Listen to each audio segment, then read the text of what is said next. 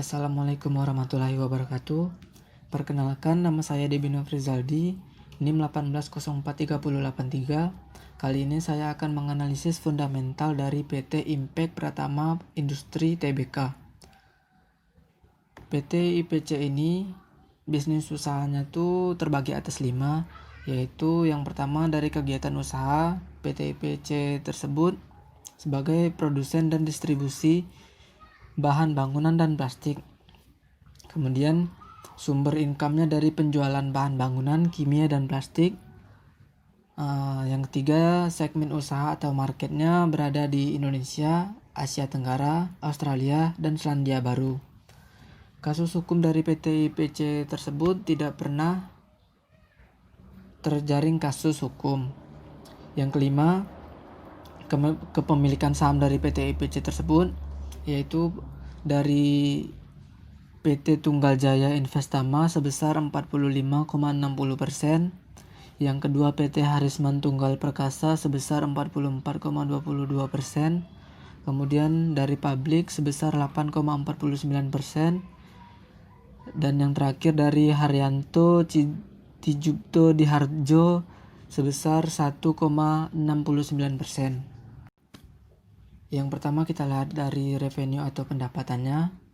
Terlihat di tabel bahwa pendapatan dari PT IPC dari tahun ke tahun itu meningkat ya. Di tahun 2020 itu sebesar 1,6 triliun ya. Saya mendapatkan 1,6 triliun dari persentase dari 2019 kuartal ketiga dan 2020 kuartal kedua.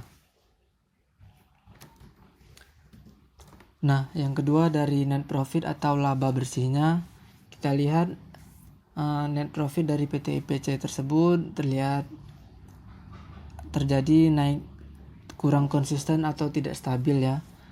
Karena di sini pada dari tahun 2015 ke 2016 terjadi kenaikan yang cukup signifikan, kemudian di tahun 2017 terjadi penurunan lagi, dan dari 2017 sampai ke 2020 itu terjadi peningkatan sehingga pada tahun 2020 PT IPC memperoleh net profit sebesar 115,7 miliar. Kemudian dari aset dari PT IPC tersebut terlihat dari tahun ke tahun itu cukup meningkat, dan sekarang di tahun 2020 PT IPC memiliki aset sebesar 2,7 triliun. Kemudian dilihat dari utang, PT IPC pada tahun 2020 sebesar 1.195 triliun. Modal dari PT IPC tersebut terlihat dari tabel dari tahun ke tahun cukup meningkat, dan sekarang tahun 2020 sebesar 1,5 triliun. Ini adalah summary dari laporan keuangan PT IPC. Kita mulai dari NPM atau net profit marginnya tidak konsisten karena terjadi naik turun dari tahun 2015 sampai tahun 2020 karena perusahaan kurang mampu menekan biaya produksinya. Untuk EPS mengalami kenaikan dari tahun ke tahun. Kemudian dari EPR tidak konsisten dari tahun ke tahun karena terjadi naik turun dari tahun 2015 sampai tahun 2020. Untuk BV atau book value-nya ada di angka 312,08. Jadi kalau dibandingkan dari harga sekarang dapat 4,25 kali untuk PBV-nya.